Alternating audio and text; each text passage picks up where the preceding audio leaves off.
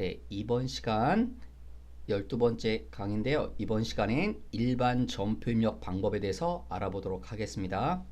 자, 바탕화면에 프로그램을 켜주시고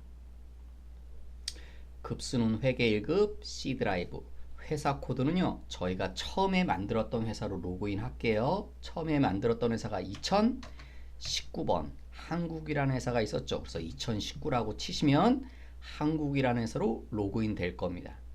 여기 맨 상단에 일반 점표 입력이라고 써 있는 곳, 요 메뉴에 대해서 알아보도록 할 것입니다.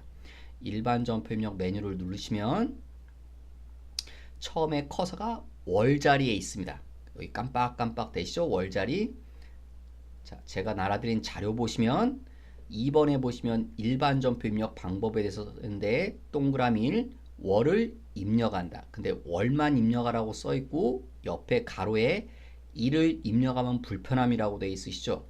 즉 여기다 내가 입력하고자 하는 월을 입력합니다. 1월이면 1월. 그리고 일자 자리 커서가 하는데요.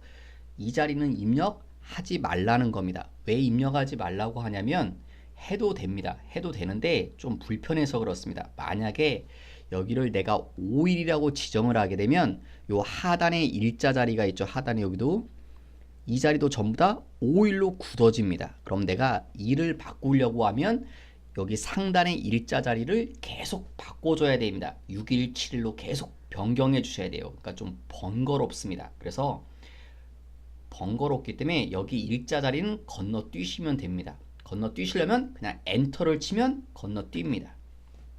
그리고 밑에 본문의 내용에 들어와서 여기 일자리가 커서가 돼 있으실 겁니다. 거기다가 일자 내가 입력하고 싶은 일을 입력하시면 됩니다. 그게 동그라미 2번에 써 있는 얘기입니다. 해당 일을 입력하라고. 만약에 내가 5일이라고 입력하고 싶으면 5일이라고 입력하시라는 소리입니다. 그 다음에 커서가 이제 건너뛰어서 9분 자리 오십니다. 9분 자리 오시면 하단에 여러분 맨 밑에 하단에 이렇게 쭉 1번부터 6번까지가 있습니다. 1번 출금, 2번 입금, 3번 차변, 4번 대변, 5번 결산 차변, 6번 결산 대변 이렇게 6가지 번호가 있는데 그 번호를 고르시라는 소리입니다. 여기 9분 자리에서. 그러면 다시 자료에 가보시면 자, 맨 위에 볼게요. 점표 종류는 3가지가 있습니다. 출금 점표, 입금 점표, 대체 점표. 저 출금할 때 금은 이 금자는 현금할 때 금입니다. 이게 현금의 금입니다. 그래서 출금 점표는 현금이 나갈 때 쓰는 점표입니다. 그럼 입금 점표는 뭘까요? 현금이 들어올 때입니다. 그러면 대체 점표는 뭐냐면 출금 점표도 아니고 입금 점표도 아닌 건 다 대체 점표입니다. 우리 거래가 속된 말로 현찰 거래만 있는 건 아니죠. 예. 현찰 거래가 아닌 것도 많죠. 뭐 외상 거래라든가 그 다음에 요즘 회사들은 다 돈 주고받을 때 현금을 들고 다니지 않죠. 통장 거래를 하죠. 그럼 다 대체 점표입니다. 현금이 수반되지 않으면 다 대체 점표라고 생각하시면 됩니다. 그래서 여기 하단에 9분 자리에 보시면 동그라미 3 9분 자리 보시면 1번이 아까 출금이었죠. 그게 출금 점표를 뜻하는 겁니다. 현금이 나가는 점표. 2번은 입금 점표를 얘기하시는 거고 그 다음에 3번 차변과 대변 요 2개가 대체 점표입니다. 그리고 제가 5, 6번은 선으로 쭉 그어놨는데 쓰지 마시란 소리입니다. 예, 별로 필요 없습니다. 시험에도 나오지 않고요. 실무에서도 쓰지 않습니다. 왜냐하면 5번 결산 차변은 차변이라는 말 앞에 결산이란 말이 붙어 있을 뿐이죠. 결산은 12월 31일. 그래서 5번은 결산할 때 12월 30일 날 쓰는 차변이란 소리인데 5번 쓸 필요 없죠. 그냥 3번 차변 써도 됩니다.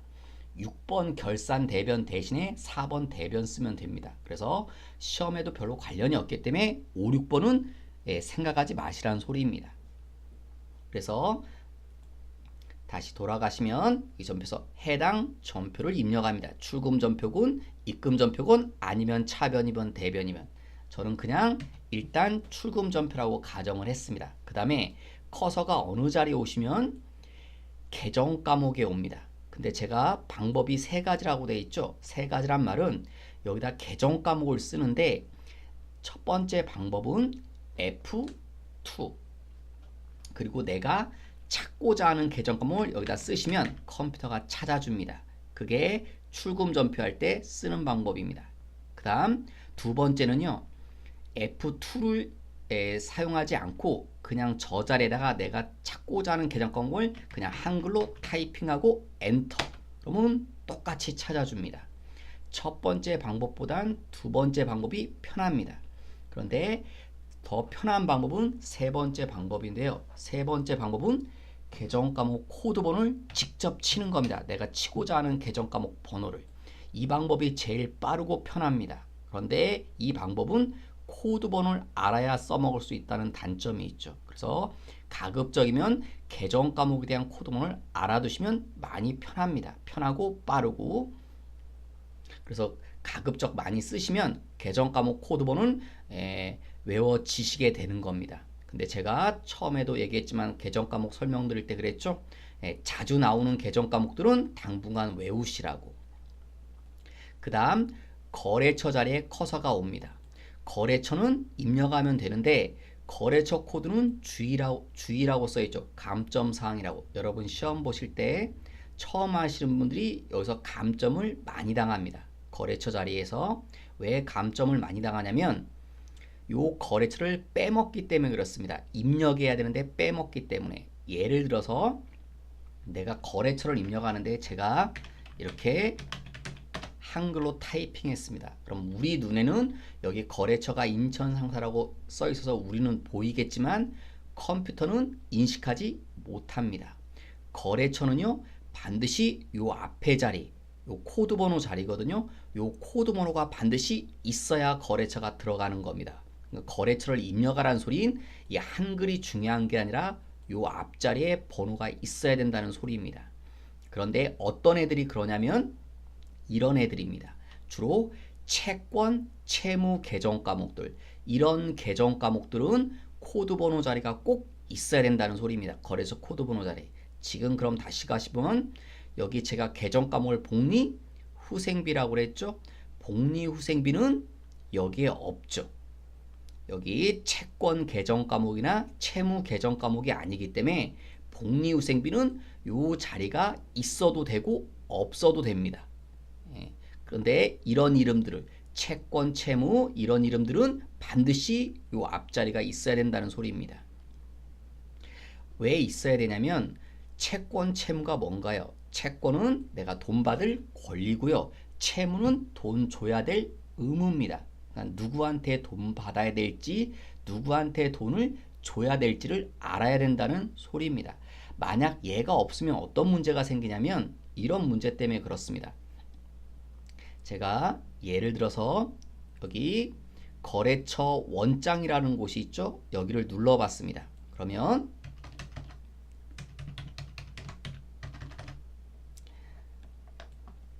제가 몇 가지 자료를 입력을 해볼게요. 여러분은 따라서 안 하시고 그냥 눈으로만 보셔도 됩니다. 지금은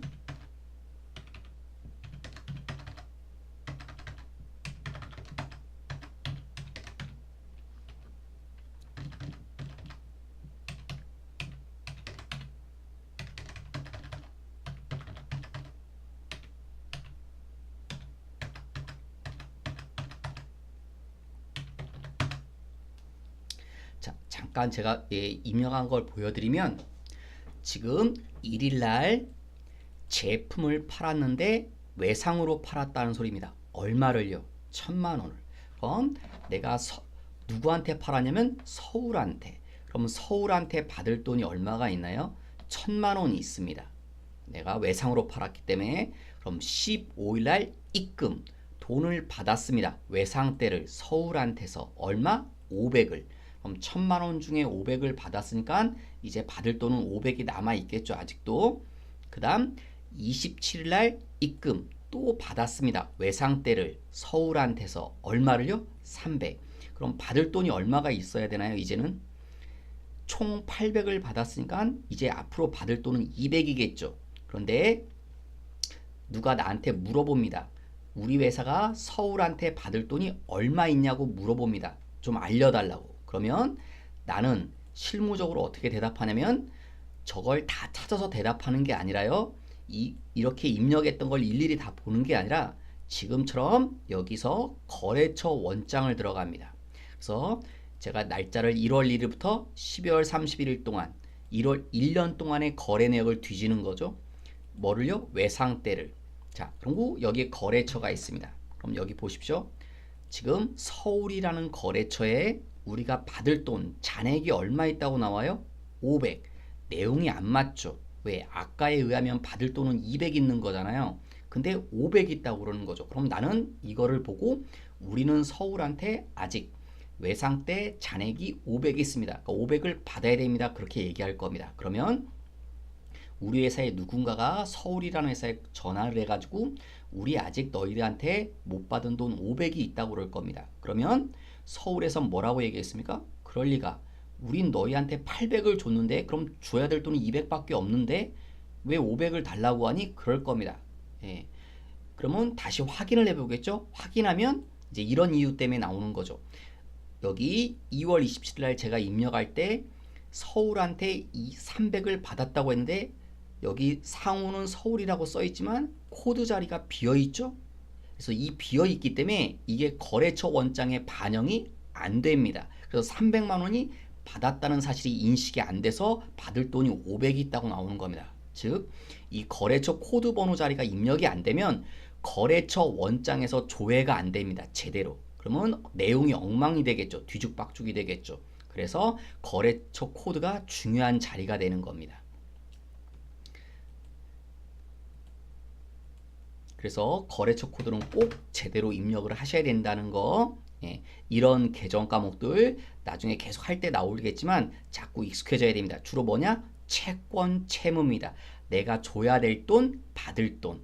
예, 그걸 관리하는 것들은 다 거래처 코드 번호 자리가 있어야 된다. 다시 한번 말씀드리지만 요 자리 얘기하는 겁니다. 코드 번호 자리. 다른 자리가 아니라 요 앞에 자리. 그 다음 적요가 있죠. 이 적요는 어디서 들어본 적이 있으실 겁니다. 여기 얘기하는 겁니다. 우리 계정 과목 및 적요 등록에 가시면 여기 현금 적요가 있고 대체 적요라는 게 있죠. 현금 적요는 뭐냐면 우리가 이렇게 계정별 원자 여기 일반 점표 입력할 때 요 구분 자리를 뭐로 하면요. 출금이나 입금으로 하면 출금이나 입금은 현금이 들어오거나 나간다고 그랬죠. 그러면 출금이나 입금으로 했을 때 요 밑에 번호 보이시나요? 요 밑에 자리 1번부터 8번까지 있죠. 그게 얘를 보여주고 있는 겁니다. 현금 적요 1번에서 8번. 만약에 일반 점표 입력하실 때 여기를 출금, 입금이 아니라 3번 차변, 대변 그렇게 하면 요 적요 자리에 번호가 2개밖에 안 보이는데 이유는 여기 대체 적요가 2개밖에 없어서 그렇습니다. 여기 있는 내용을 끌고 온다는 소리입니다. 근데 이건 뭐냐면 이건 뭐 정답이 아니라요. 이건 이 프로그램 만든 사람이 세팅해 둔 겁니다. 이런 정도를. 이게 뭐냐면 적요는 일종의 메모 사항입니다. 그래서 자주 언급되는 것만 이렇게 만들어 놓은 것 뿐입니다. 그러니까 정답이 아니란 소리입니다. 그래서 여기는 정답이 없습니다. 왜냐하면 쓰고 싶은 마음이기 때문에. 그리고 꼭 요 밑에 있는 번호를 고르지 않아도 됩니다. 고르지 않고요. 옆에다 내가 직접 한글로 보충적인 설명을 써도 됩니다. 그래서 보충적인 설명을 쓴다고 그랬죠. 그래서 쓰는 사람 마음이기 때문에 똑같은 걸 표현해도 조금씩 다르게 쓸 수 있죠. 그래서 여긴 정답이 없기 때문에 채점하지 않는다는 소리입니다. 그래서 동그라미 6번에 적요는 채점하지 않음이라고 써놨죠. 근데 시험 보실 때 채점할 경우가 있는데요. 이때만 채점합니다. 단 적요 번호 몇 번이요? 8번. 타 계정 대체는 사용해야 된다. 이게 잘 무슨 말인지 모르시겠죠? 이게 나중에 재고 자산할 때 다시 설명을 드릴 건데 지금은 이 정도만 알아두시면 됩니다. 대변에 원재료, 제공품, 상품, 제품을 입력할 때 꼭 입력하라. 그 말은 여기 지금 차변으로 돼 있죠? 예, 그러니까 차변은 아니고요. 여기를 내가 뭐로 입력할 때요? 대변으로 입력할 때 여기 계정 과목이 뭐요? 원, 재료라든가 제품이라든가 뭐 상품이라든가 제공품 그런 이름들일 때는요. 요 적요 자리가 오면 밑에 몇 번이요? 8번을 꼭 입력해 주시라는 소리입니다. 예, 이런 이름들이 오면 어느 쪽에요? 대변에. 차변은 아닙니다. 대변에. 그럼 적요번호 8번입니다. 네, 그 다음 참고로 여기 밑에 보시면 적요번호 9번이 8번하고 좀 비슷하게 써 있는데요. 8번은 타계정 으로고 9번은 타계정 에서입니다. 이게 비슷한 글씨 같지만 의미가 완전히 반대입니다. 으로하고 에서는 반대죠. 집에서 회사로 출근하죠. 퇴근할 때는요. 회사에서 집으로 퇴근하죠. 그러니까 방향이 반대 관계입니다. 9번은 절대로 시험에 나오지 않습니다. 8번만 나옵니다. 8번만. 이게 뭔지는 그 파트 나올 때 자세히 설명드리고요. 지금은 이 정도만 아셔도 됩니다. 대변에 원재료, 제품, 상품, 제품을 입력할 땐 꼭 입력하라고 적요번호 8번을. 지금은 이 정도만 기억해 두시겠습니다. 그 다음 7번은요. 제가 금액을 입력할 땐 정확히 입력하는데 요 자리가 금액을 입력하는 겁니다. 차변 자리하고 대변 자리가 금액을 입력하는 건데 금액은 정확히 입력하시라고. 왜 정확히 입력하시라고 써 있냐면요. 처음에 여러분들이 하시는 분들은 숫자에 익숙하지 않아서 예를 들어서 1000만 원을 입력하라고 하시면 1000만 원을 이렇게 입력해야 되는데 어떤 분은 0을 하나 빼먹습니다. 또 어떤 분은요 0을 하나 더 집어넣습니다. 그리고 내 눈에는 계속 이게 1000만 원으로 보인다는 겁니다. 그래서 좀 숫자 관계가 조금 익숙해지셔야 됩니다.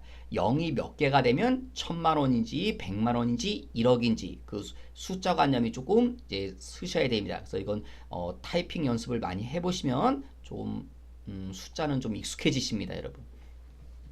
처음 하시는 분들은 좀 주의하시고 은근히 많이 틀립니다. 숫자 입력하실 때도 실수로 0을 하나 더 붙이든가 덜 붙이든가 그래서 그러니까 숫자 좀 정확히 하시고요. 그 다음에 8번에 보시면 화면 하단에 대체 분계 확인하라고 했는데 그 말은 뭐냐면 지금 이렇게 하면 밑에 하단 여기 얘기하는 겁니다. 하단에 지금 대변만 숫자가 보이시죠? 차변엔 숫자가 안 보이고 그러니까 대차가 지금 맞지 않습니다. 지금 그래서 여기 상단에 대차 차익이라고 빨간 숫자가 뜬다는 거죠. 이러면 안 된다는 소리입니다. 항상 대차는 맞아야 되니까 그래서 화면 하단도 잘 보시고 화면 하단에 분계 내역이 잘 나오고요. 상단에 절대로 대차 차익 이런 거 빨간 글씨 여기도 빨간 글씨 뜨죠. 나오시면 안 된다는 거. 그 다음에 여기 밑에 하단에 당구장 첫 번째 보시면 화면상 대차 금액이 같아도 전표 번호가 다르면 각각의 전표로 인식해서 대차 차익이 나온다. 이 말은 뭐냐면 자 잠깐 볼게요. 이 상태로 그냥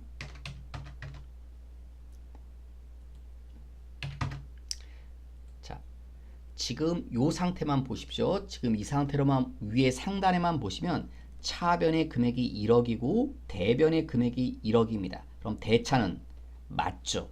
그러면 대차가 맞으니까 맞네. 그런데 밑에 보세요. 밑으로 보시면 차변 쪽에만 숫자가 있고 대변 쪽에는 없죠? 그래서 빨간 글씨가 뜬 겁니다. 대차가 안 맞다고. 그리고 제가 요 상단을 마우스로 찍으면 또 상단을 마우스로 찍으면 하단을 보시면 대변에만 1억이 있어가지고 요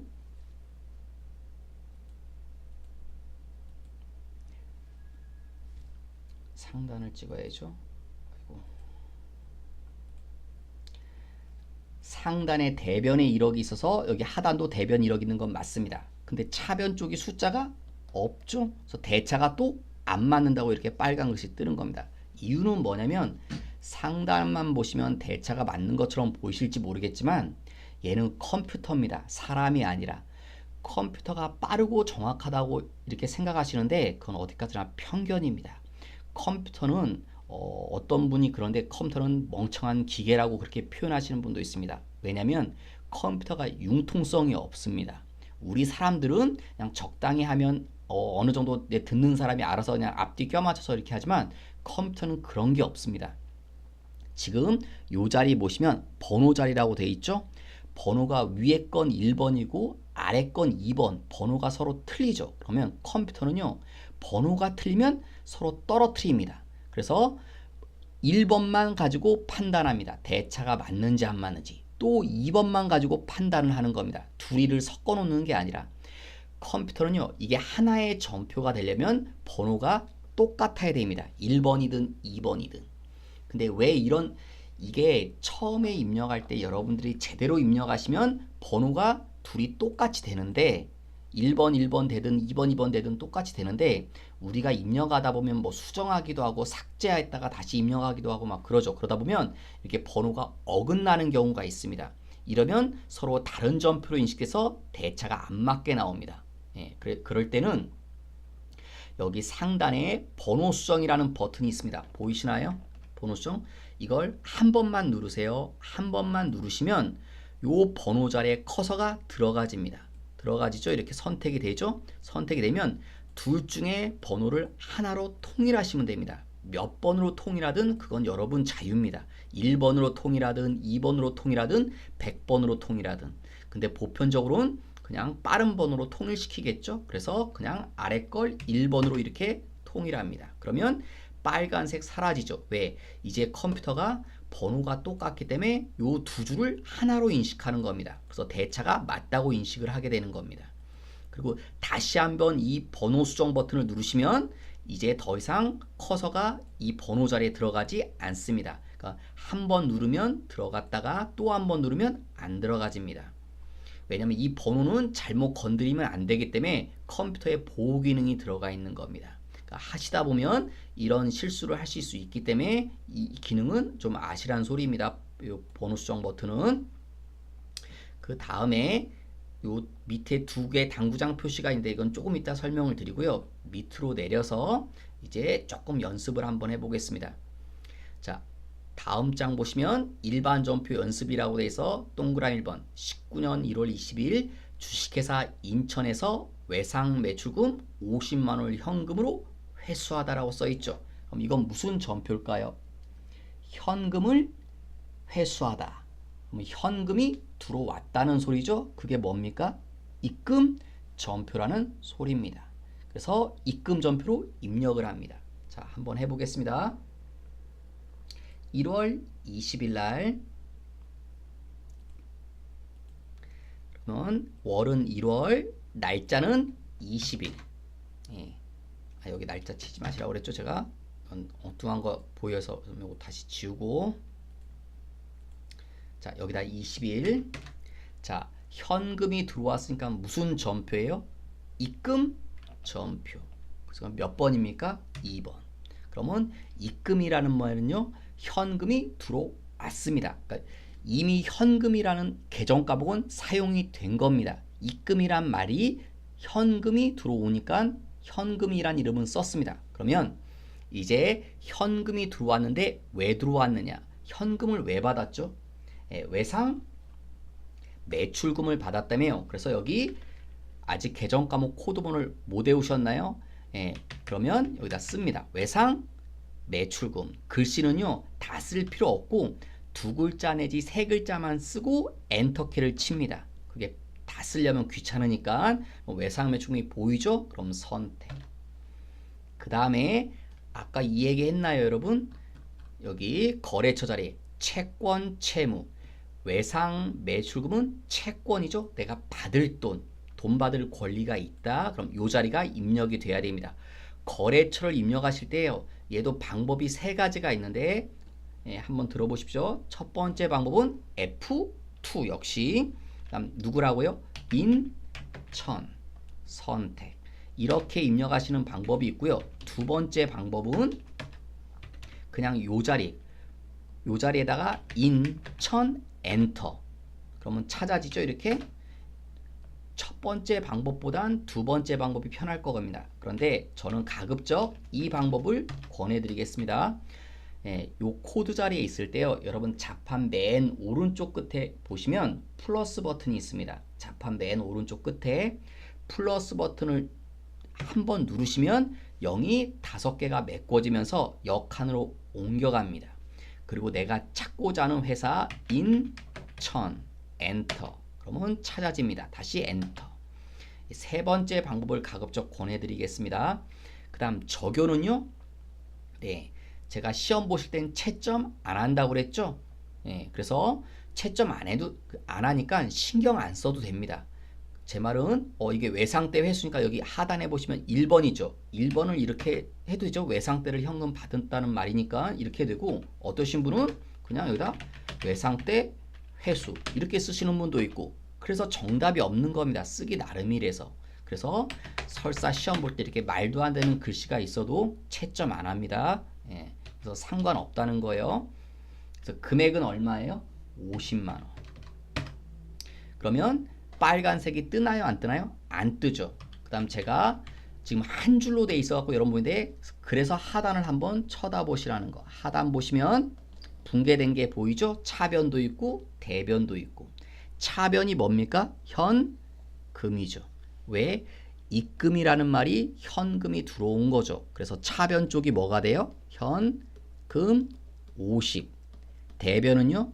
외상 때 받은 거다. 외상 매출금 50. 요 분계를 한 줄로 끝낸 겁니다. 요 말은 자연히 차변으로 가게 돼 있습니다. 입금이란 말에 의해서. 그러면 여기 지금 입금 전표가 우리가 저렇게 입력을 해가지고 지금 이렇게 입력을 했죠. 요 입력된 걸 출력하게 되면 어떤 식으로 나오냐면 여기 이런 식으로 써지게 될 겁니다. 일단 날짜 자리는 이렇게 써지겠죠. 2019년 1월 20일. 그 다음에 과목. 자, 입금이란 말은 현금은 자동적으로 성립합니다. 그래서 과목에는 다른 계정 과목, 반대 계정 과목을 쓰면 됩니다. 뭐요? 외상 매출금. 그 다음에 항목은요, 조금 더 세밀하게 쓰는 것 뿐이에요. 그래서 여기는 쓰시는 분도 있고 안 쓰시는 분도 있습니다. 그래서 어떤 분은 여기다 외상대. 근데 외상대가 외상 매출금이죠. 그러니까 또 쓸 필요도 없겠죠. 그래서 안 쓰시는 분도 있습니다. 이렇게. 적요는요, 아까 그랬죠. 좀 보충적인 설명. 뭐 여기 외상대 현금 회수. 입력을 이렇게 했다면, 그 다음에 여기는 주 인천, 누구한테? 인천한테. 그 다음 금액짜리 50만 원이죠. 50만 원. 근데 이렇게 쓰지 않습니다. 숫자. 왜 50만 원 이렇게 안 쓰냐면, 이렇게 쓰면 누가 나중에 앞에다가 숫자 위조할 수가 있어서, 여러분 아시죠? 이렇게 돈 표시 이렇게 큽니다. 그리고 밑에 또 조작하지 말라고 이런 식으로 칸을 메꾸고, 맨 밑에는 합계죠. 다시 숫자 하나밖에 없으니까 51억이겠죠. 그리고 담당자 사인하고 지 계통에 또 사인을 쭉 받아서 다 사인 받으면 이걸 별도로 보관하게 돼 있는 거죠. 이게 입금 전표고요. 그 다음 동그라미 2번에 출금 전표가 있죠. 출금 전표도 한번 보겠습니다. 자, 출금 전표 1월 22일. 그럼 날짜 치시고, 동그라미 2번은 신한은행 보통예금 계좌에 10만 원을 현금 입금하다. 이걸 입금 전표라고 오해하시는 분이 있습니다. 문제에 입금이란 말이 있어서. 근데 내 기준에 보십시오. 은행에 입금했다는 건 내 주머니에선 돈이 나가야 됩니까? 들어와야 됩니까? 나가야 되죠. 은행에 돈을 줘야 통장에 입금이 되는 거니까, 그래서 입금이란 표현이 써있지만 내 기준으로 보면 돈이 나가야 되는 겁니다. 그래서 출금 전표입니다. 그 다음에 출금이란 말도 저 금이 현금이라고 그랬죠. 그래서 현금이라는 이름은 이미 계정 과목에 하나 나온 겁니다. 현금이 나갔다. 왜 나갔습니까? 현금이 통장에 집어넣으려고. 어떤 통장이요? 보통 예금에. 그 다음 어느 은행 통장이요? 신한은행. 그리고 여기 계정 과목이요. 앞으로 나오실 텐데 여기 계정 과목이 지금 보통 예금이시죠. 그럼 보통 예금이나 또 당좌 예금은 통장입니다. 통장이란 느낌은 오시죠? 우리 통장은 반드시 누구랑 거래합니까?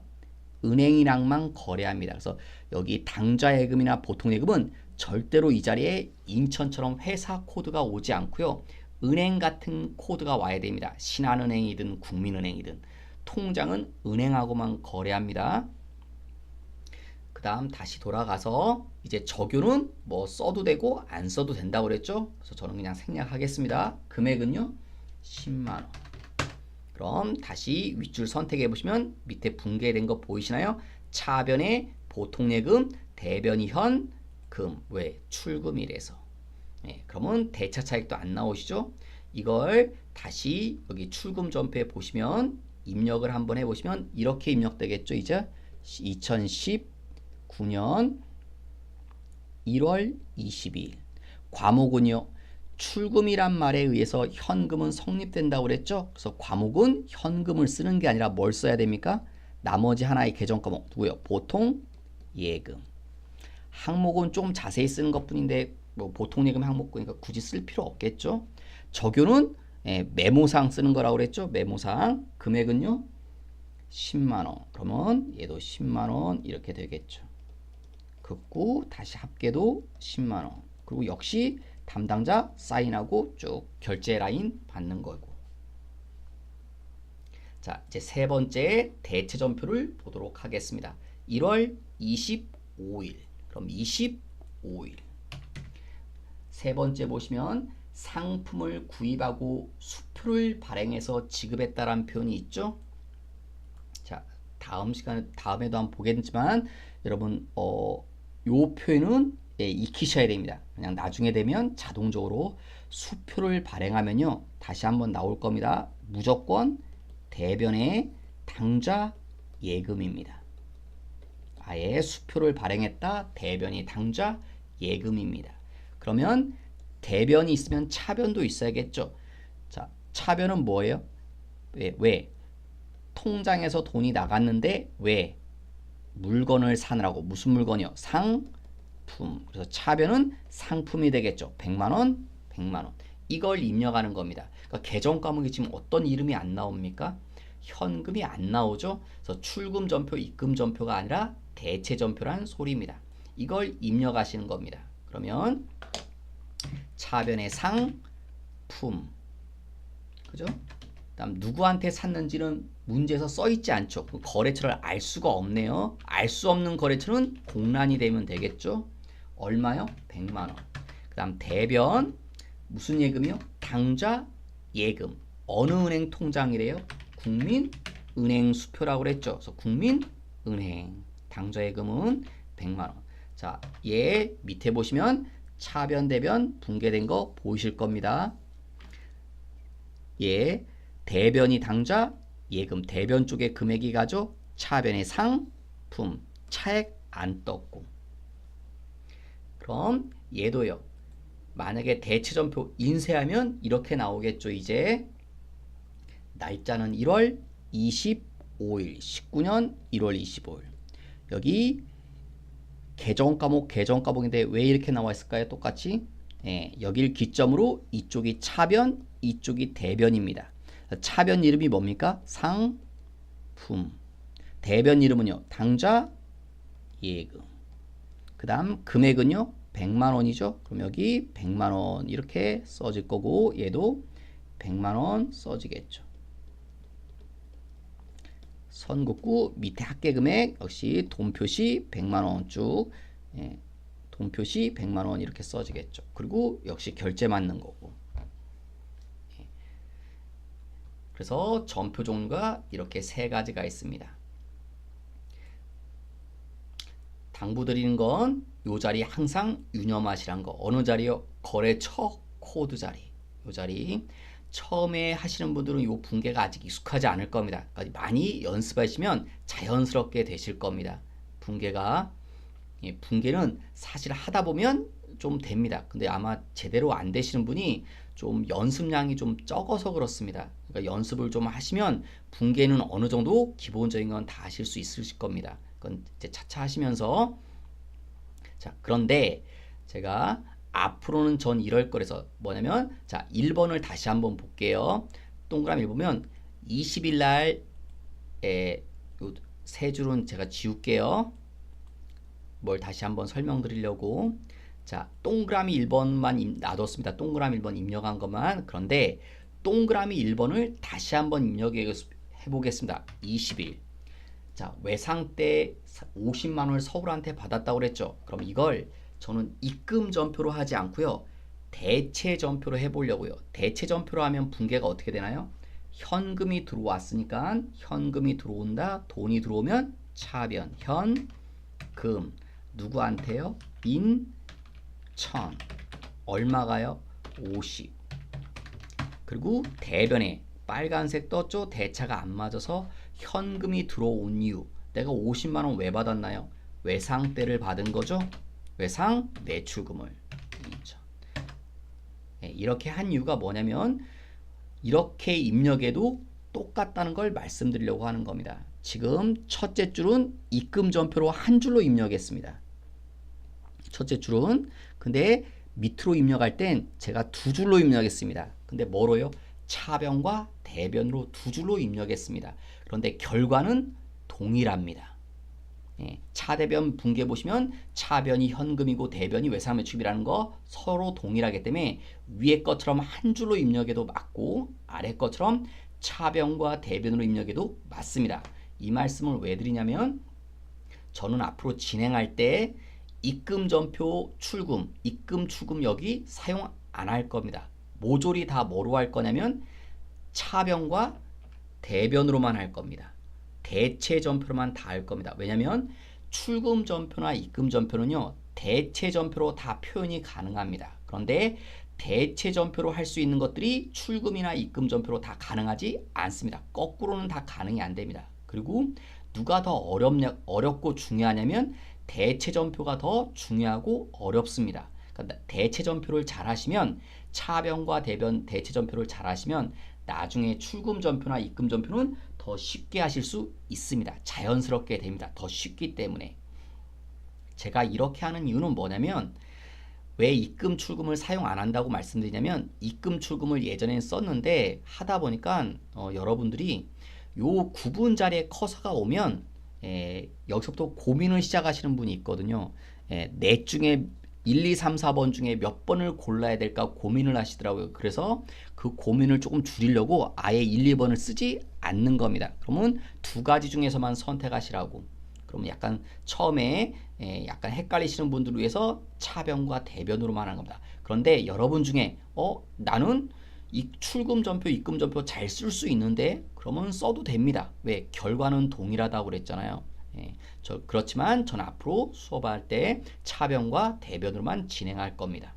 참고하시고 그다음 다시 1페이지로 가서 이제 뭘 설명드려냐면 여기 두 번째 당구장 표시 있죠. 유용한 기능. 이건 마우스 우측 클릭해 보라고 그랬죠. 이건 이제 나중에 이제 뭐 일할 때도 편한데 마우스 우측을 클릭하시면 쭉 뜨죠. 이 중에 여기 데이터 정렬 방식이 있습니다. 데이터 정렬 방식이 있으면 여기 두 가지가 보일 겁니다. 하나는 입력순, 하나는 일자순. 그렇게 보이죠? 입력수는 뭐예요? 여기 입력된 순서대로 보여주는 거고요. 일자수는 일자, 날짜 순서대로 쭉 여기가 배열되는 겁니다. 요 일자 자리가 날짜 순서대로. 요 자리 말하는 거죠. 요 일자, 날짜 순서냐, 입력순이냐. 왜냐면 이게 입력하다 보면요. 반드시 이렇게 일이 안 되거든요. 1일 다 끝나면 2일하고 3일 이렇게 되는 게 아니라 어떤 때는 5일 했다가 10일 했다가 다시 3일 입력하고 2일 입력하고 이렇게 날짜가 막 뒤죽박죽으로 이렇게 입력이 되거든요. 그러면 입력순으로 하게 되면 내가 입력한 순서로 이렇게 보이는데 그러면 내가 어디까지 저번에 어디까지 하라았나 이걸 알 수 있거든요. 그래서 이거 알아두시면 좀 유용하게 써먹을 때가 있어서 그래서 이거는 이 기능은 좀 알아두시면 나중에 좀 편하실 겁니다. 그래서 오른쪽 마우스 누르시면 데이터 정렬 방식에 일자순, 입력순이 있다는 거 이건 좀 알아두면 유용한 기능이라서 그렇고요. 그 다음에 마지막 당구장 표시에 보시면 환경 등록이라고 되어 있는데 이건 시험 보실 때 할 필요 없습니다. 왜냐면 시험 보실 땐 이 출제자가 미리 다 세팅해 놓고 냈기 때문에 손대실 필요 없고요. 이건 무슨 얘기냐면 자, 도소매 기업이 있겠죠. 도소매 기업. 도소매 기업은요. 사업을 어떻게 합니까? 물건을 사와서 그냥 이익만 붙여서 다시 되팔죠. 그래서 사올 때 뭘 사옵니까? 상품을 사옵니다. 그리고 우리가 사와서 이걸 팔겠죠. 그래서 팔 때를 뭐라고 불러요? 매출. 매출이란 표현은 들으면 딱 오죠? 매출 팔았다는 거. 근데 어떤 물건을 판 겁니까? 상품을 팔았죠. 그래서 상품 매출이라고 부릅니다. 도소매 기업은 상품을 사와서 상품을 다시 되팝니다. 그런데 우리는 무슨 회사라고요? 제조기업입니다. 제조기업은 뭘 사와야 되나요? 상품은 다 만들어진 물건이거든요.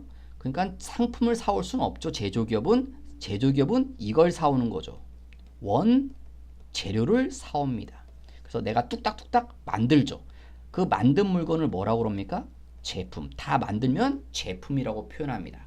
그걸 팔아요. 팔면 뭐라고 그래요? 매출. 근데 어떤 물건을 팔았나요? 제품을. 그래서 제품 매출이라고 그럽니다. 그래서 우리는 제조기업이라고 그랬죠. 그래서 제조기업은 사올 때 원재료 사오고 팔 때 제품을 판다는 겁니다. 그래서 여기 메뉴 중에서 여기 하단에 환경 등록 처음에만 하시면 돼요. 시험 보실 때는 하실 필요 없고 요 환경 등록을 눌러서 여기 매출 자리에 지금 상품 매출로 돼 있으실 거예요. 여러분은 지금 이렇게 상품 매출로. 그럼 이걸 뭐로 바꾸라고요? 404번 제품 매출로 바꾸시라는 소리입니다. 그래서 이 자리를 404 제품 매출로. 그 다음 매입의 상품으로 돼 있을 거예요. 사오는 게 상품이라고. 그러지 말고 사오는 걸 뭐로 만들라고요? 153번 원 재료로 바꿔놓으시라고. 이렇게 요건 나중에 왜 이렇게 바꿔놨는지 나중에 한번 다시 설명을 드리겠습니다. 근데 이 자리만 지금 세팅을 미리 해놓을게요. 그럼 나오시고. 그래서 간략하게 일반 점표 입력하는 방법에 대해서 이런 데서 잠깐 설명을 드렸습니다. 말씀드리지만 일단 유념하셔야 되는 게 요 자리라는 거. 거래처 자리. 즉 여러분은 지금부터 동그라미 5번 요 채권, 채무, 계정 과목들은 거래처 코드 번호가 꼭 들어가야 된다는 거. 요걸 좀 유념하게 보십시오. 지금 아직 처음 하시는 분들은 좀 해보신 분들은 그래도 분계하는 게 조금 쉬운 것들은 어느 정도 하실 텐데 처음 하시는 분들은 분계가 아직 익숙하지 않으실 겁니다. 그래서 점점 계정 과목 배우면서 다시 연습을 해 나갈 것입니다. 이번 강의는 여기서 마치겠습니다.